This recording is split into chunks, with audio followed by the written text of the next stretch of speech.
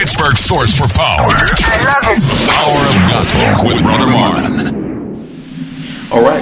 For those of you that think Nikki Smith-Porter is just a music minister and a psalmist and a songwriter and a powerful woman of God, there's another facet to her that you may not know about. She's a family woman.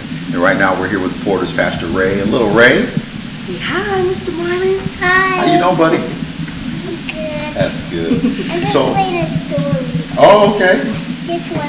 You got an iPad. Can I borrow it? Mine. That's my mommy. No, it's like, it's whose? Right. This is his. Now, how has being a wife and a mom changed you over the years? Oh my goodness, it's awesome. First of all, I have truly been blessed with, first of all, my husband and my little son was born. Which birthday? April 5th. April 5th, 2008. It's just really enriched my life beyond words. They are so fun and so loving. I'm going to go back in the office. Okay, we're going to look at and talk to Mr. Marlon. Just a wonderful addition to my life and a blessing. So, my fondest memory of him is before he was even born. Out there recording when you sang "Glory to God," and I said 8 months pregnant, or so. I think you were. It was 8.5. And to sing the way you did, I said, "Little Ray's in there singing too." He was. I said, he's got to be something in music, and I see you already have him on the piano and everything. Yes. You like piano, buddy? Mm-hmm. Yeah. He had a recital. Really? What songs What did you play? Jingle Bells. Mm-hmm. And what else? Yes. And Darth Vader music. Yes. Yeah. Nice. No, just Twinkle Twinkle. That was Twinkle. Oh, Twinkle Twinkle Little Star. So, how do you like mommy singing? Does mommy sing real nice? Yes. That's good. So, for you, how do you handle being dad? And I see you at a lot of the concerts and when she's out ministering and everything like that. And, making sure that Ray's good. And you're still there supporting and everything. And so it's a good thing to see you there. So how's it feel to watch your wife go forward in the ministry? I'm grateful. I'm grateful because she has the voice of an angel, and that's what caught my attention years ago. So, How'd you guys meet? Well, we have two different stories. Uh-oh. I have the true story. He said, she said. He rules. He says he was the invisible man when we met the first time. I have no recollection of this meeting. Okay. But it was in a different capacity. I was a guest speaker for Ambassador for Christ way back in the day.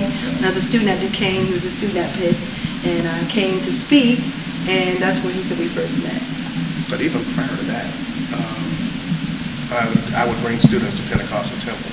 Okay. That's where I remember him. And that's where, and I said, who did that soprano with her shoes off? Alto with range. Oh, wow. But she was singing soprano. Soprano. I remember the song. It was how excellent that he was singing the soprano note. And I said, wow, she just hit my soul.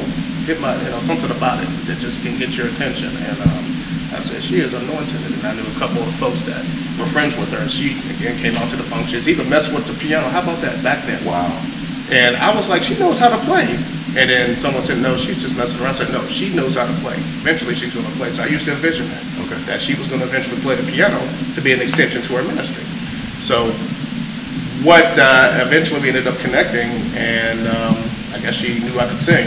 So she asked me to be a part of her group, True Worship and Praise. You were in a group? Yes, sir. Wow. Tenor, strong. Yes, sir. Okay. Nice. Good ear. And very quiet. So you're not singing now? Because I haven't seen you in any of the... Right. Get on. Yeah, I mean, the way it is, I joke about being retired. I said when Jerome Bettis retired, I said I retired too. But Okay. just the responsibilities of ministry, it really started picking up because at Potter's house, I sang in the Vessel of Honor for several years. Okay. But when the pastoral, as you know, the pastoral responsibilities started picking up, I had to get to a point where I said, okay, I'm gonna have to put it down. I mean, I've written music, I've directed, which nobody will ever see. Yeah. So now the divine purpose of the two coming together is starting to make sense here. But also, how about this? We even tag teamed in a tag team preach one time too. Nikki's mother, Reverend Eileen, Yes. she would host the Light of Light Christmas Eve. Okay. And it just so happened she asked myself and Nikki to tag team. And this is before you guys were married? Way before. This is back in 1998. We just knew each other in the Lord, Just good friendship serving foundation. God.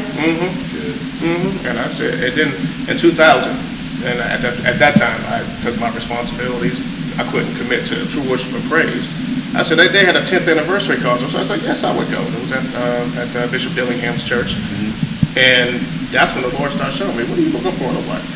And I said, at this point, after all that I've seen her face, I just want two things. For her to be able to minister and pour into me, and I support her, and that she be saved. And that she be, three things in ministry. He said, well, don't settle for that. He said, look straight ahead.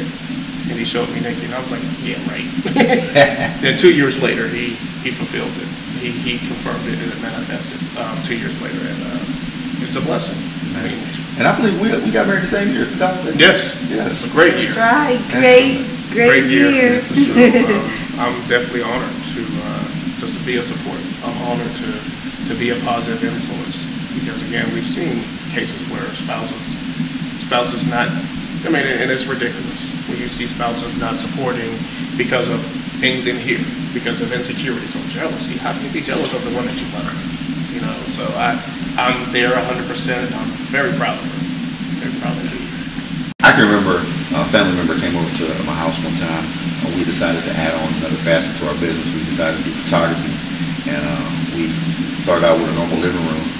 And he came back the next week and saw a photography studio in the living room where the living room once was. He said to me, he said, man, it must be really nice to have a spouse, your wife, that supports, the things that you're, really want to do. And I said, man, it's priceless. So how does it feel to have, your husband, having your back with this Big City project? Oh, that's the best combination of words, having my back. He really does.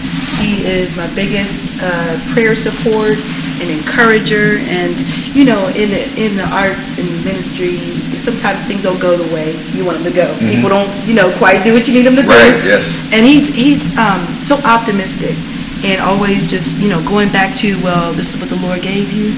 He's going to provide for you. He's going to provide the right people for you. Very understanding to, first of all, being a full-time minister of music, sometimes that can get demanding, with evening rehearsals and meetings, on top of trying to do my outside music and work ministry. But he is just so supportive and number one pusher and encourager for me to do what God has called me to do, and we have what we do in ministry together. He has what he does, I have what I do, but all together we're one and we do it together. So I just really appreciate him. And for me, it's a joy. It's a joy to be able to do the right thing. I mean, why wouldn't we? Why wouldn't you want to support your spouse in what she does? I don't understand why some couples, and a lot of times it's a case of insecurity or lack of identity, but why is it us? Why is it us versus them, or him versus her? It shouldn't be that. Right. Scripture speaks about how the two become one flesh. So in other words, her burdens are my burdens, her desires are my desires, and everything that she wants to do, it's what I want as well. And like I heard from a movie one time, it's not just the one person; it's our vision. It's our vision for her to go forth to be all God has called her to be. It's our vision for her to go forth with this CD so it can reach the world. It's our vision for her to fulfill purpose. So I am definitely proud as her husband. I am her number one support. Along with her family, but as her husband, she knows I have her back at all times, and that's why it's so important to adjust the schedule. And like she said before about communication, it's important because we want to see this happen. So I'm again definitely proud. Sometimes it's hard to put it in words, but to see this humble servant and my wife, and the term "help me," that's what it means. For her to go forth and to see these things come to pass, I'm definitely proud of the blessing, and I'm blessed. I'm sorry. Don't miss the first big concert of 2012 as Nikki Smith-Porter presents her pre-recording fundraiser concert Friday, January 13th, 7 o'clock p.m. at Eastminster Presbyterian Church, 250 North Highland Avenue in East Liberty. Featuring spoken word by Ranika Chaney, the Eastminster Church Praise Team, Remnant from Mount Ararat Baptist Church, and Nikki Smith-Porter and friends. MC for the night is yours truly, Brother Marlon. Admission is free, but bring your offering. It's a fundraiser. For more information, contact Nikki Thorpe at 412-352-9031. My whole heart, I'll praise you. Oh Lord, you are my God. Raise the praise inside the power of gospel with Brother Marlon.